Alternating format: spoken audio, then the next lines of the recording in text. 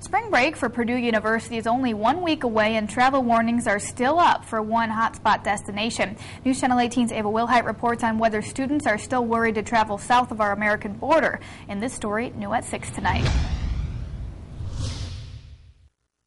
Travel warnings remain for all vacations to Mexico, but still some die-hard spring breakers are unfazed. Last-minute trips to the gym and tanning beds are on the minds of many Purdue students, counting down the days till spring break.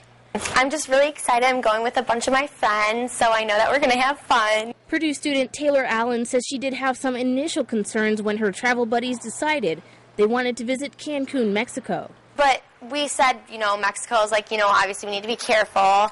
So, and we're very close, we're all best friends, so we all will be looking out for each other, obviously. The U.S. State Department first issued a travel warning for Mexico after a series of violent drug war-related events at the border. Travel agents like Pam Lewis says since then, most people have stopped asking about Mexico. Most of the travel to Mexico has been really with the cruise lines going into different ports of call, except for Ensenada was the one port of call that some of the cruise lines have canceled. Lewis says most cruise lines have even stopped going to resort areas that are closer to Tijuana and border cities. She says agents across the nation are suggesting not to venture out anymore. They suggest stay at the resort and no night land excursions. They have any concerns, check to see what warnings and see if there's any travel advisories out for the area they are going. And that's for all areas. Imperial travel agent Karen Brown says she does have a few customers that are still going to inland Mexico, but the majority are shying away from Cancun. They had over 100,000, spring breakers go during the spring break season,